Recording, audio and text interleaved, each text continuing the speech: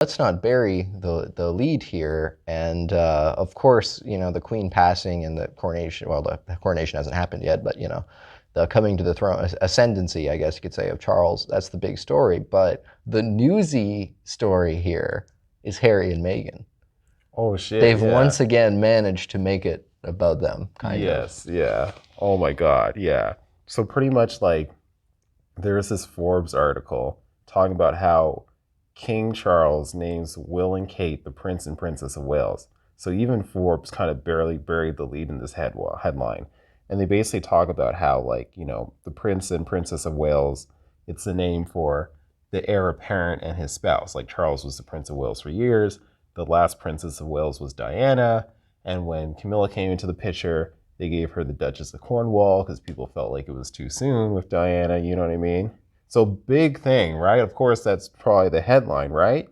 And so pretty much they're simultaneously the Duke and Duchess of Cambridge, because they were the Duke and Duchess of Cambridge before, and the Duke of Cornwall, and the Prince and Princess of Wales. And their children are all expected to become princes and princesses of Cornwall and Cambridge, you know?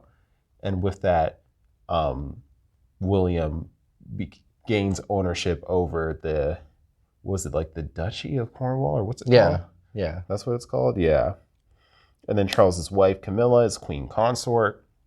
That was a big scandal for years in the past, in the sense that there's this perception that the British public would never accept Camilla as a queen because of Diana.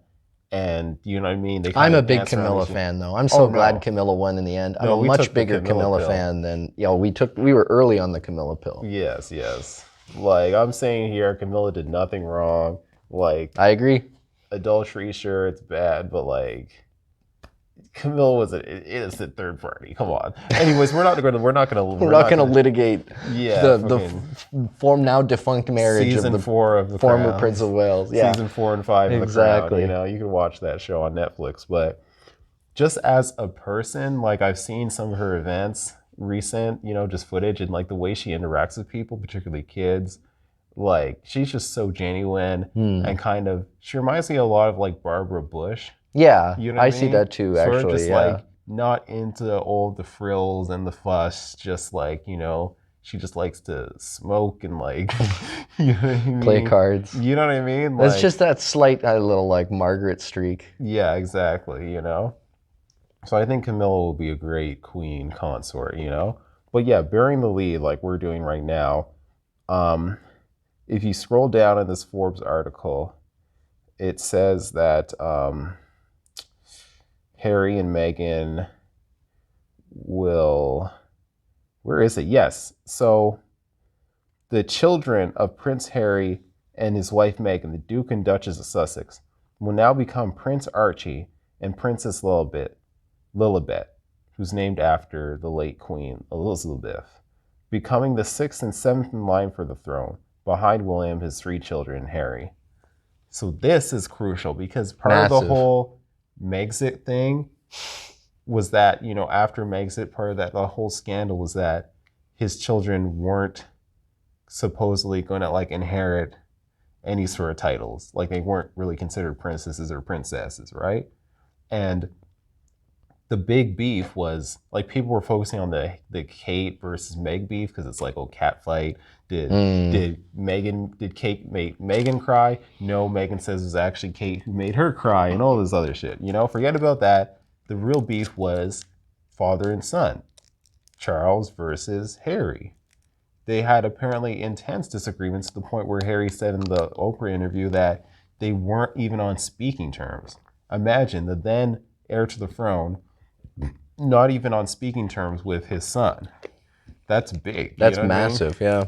And now when he ascends to the throne, he's announcing that, yes, his estranged son, who doesn't even live in the UK, they live in fucking Los Angeles. Montecito. Yeah. You know what I mean? Like, they will be princesses, despite them not being working royals. Charles is it's not even an olive branch, it's an olive tree, extending it across the pond to name his estranged son's heirs Prince and Princess. You know? Yeah. Like, what do you think about that basically deading the beef. Well, I think it was great for the grandkids. Yeah. So from that perspective, because now the grandkids don't have to be telling the story their whole lives of, oh, we could have been royals. We Yeah. could have been Hey, yo. royals. Yeah. But then, we got kind of jerked out of it by all of these circumstances. Yeah. So they're now right for life, which, good for them. Yeah. Because the kids are innocent in this whole thing. But I don't think it's fair to just give in to Meghan like this, personally. Yeah, I wanted to bring up Meghan in the sense that I think you mentioned yesterday that, was it The Onion? Was it Babylon Bee who said the one day Meghan can't make it about herself? Who said that? Was that you, or is that, there was a headline? I'm drawing a blank here. You said Although something, we will go back to The Onion later. You said something about, it was either you or the Babylon Bee who said that, like, for once Meghan can't make this day about herself. She still managed. How? Well, I mean, we're saying that, like, okay, substantially, like, yes, the Queen is dead, yes. Charles is king, etc. Yeah. But the story here is still Meghan and her kids. Yeah. And good for the kids. I'm not, good for them. I'm glad that they're going to have an opportunity to be royals if they want. And, chances are they're going to be Valley kids anyway. Yeah. So what do they care? Yeah. But it's nice for them. But yeah, I think it's too soon to squash the beef. It's negotiating with terrorists, in my view. Alex, Meghan Markle equals terrorist. Okay, don't do that to me. Now that is a bad faith clip edit right there. Sure. Please don't do me like that. Yeah, guys. I know. I know what you mean, and I think the listeners know what you mean. I hope so. So you think it's giving too much too soon? Yeah, I do. Really? So what?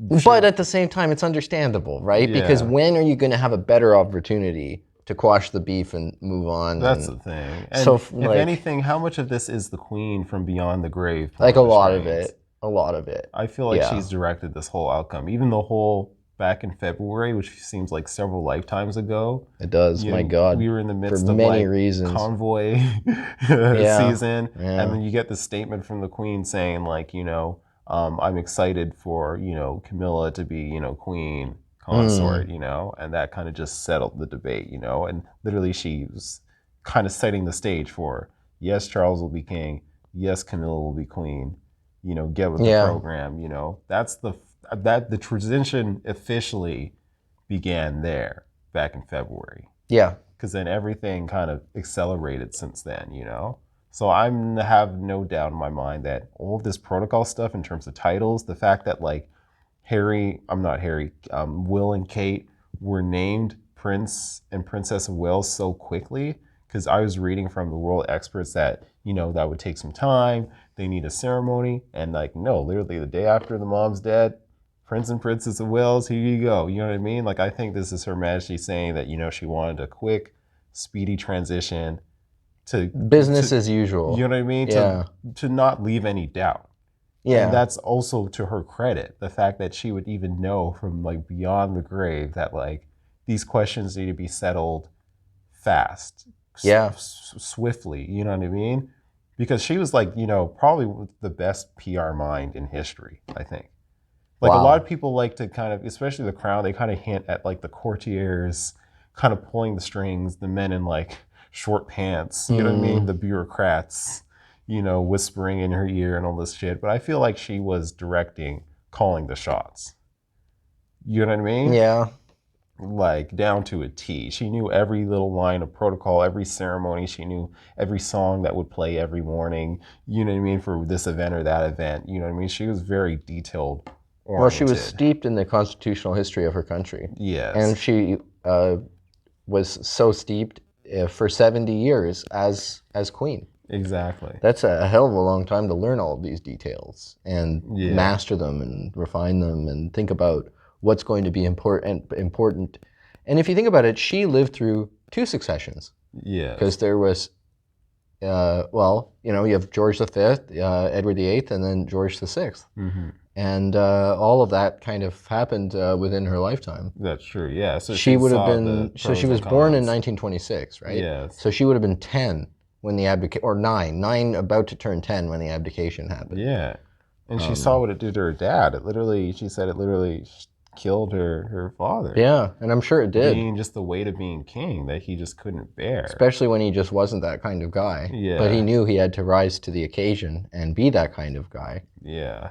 And that's the thing. It's like that line of the Windsors, George to Elizabeth to Charles, I think they all kind of share that kind of sense of duty where they are, like you said, they aren't that kind of guy. The Queen wasn't that kind of woman. You know? She wasn't. But that's also what made her the best at it. Yeah. If she had been more of a Jackie Kennedy type, yes, it would have been insufferable, frankly. Yeah, exactly. And the world loves Jackie Kennedy, but would they have loved her as the Queen of England? I'm not convinced. Yeah, you know what I mean? Like Meghan Markle. You know what I mean? exactly. Like, that's an excellent example. Yeah.